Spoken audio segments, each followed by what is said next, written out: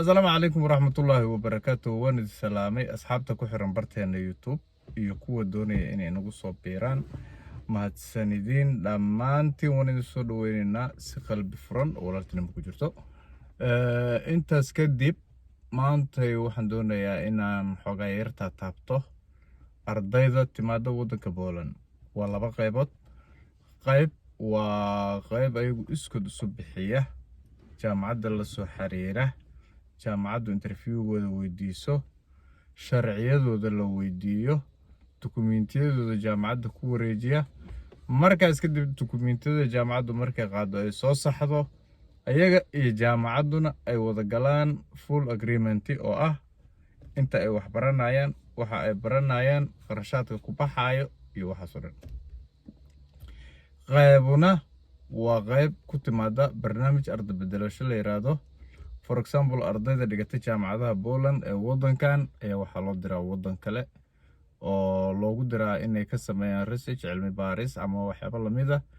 isla waddankaas ay u direen ardada ay wax ka soo qaadaan arday kale oo inta ayaguna sidoo kale ka sameeya.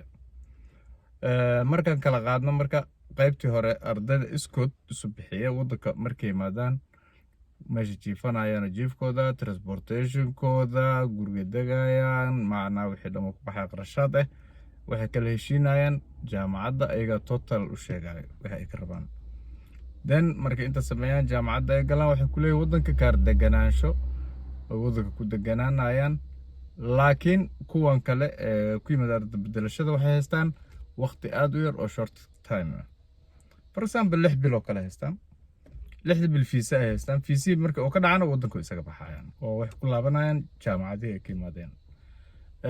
Mar walba laakiin anigu waxaan ku boorinayaa qofkii doonaya inuu waddanka waxbarasho u yimaado inuu horta jagab gareeyo, internetka ka fiirsho akhbaarta iyo informationada jaamacadda, asagoon qofna eersanaynin halkaas uu kala soo xiriiro. qofkii arday bedelashadaas oo awal waddamo kale sida Aasiyadan iyo joogayna nasiibkiis.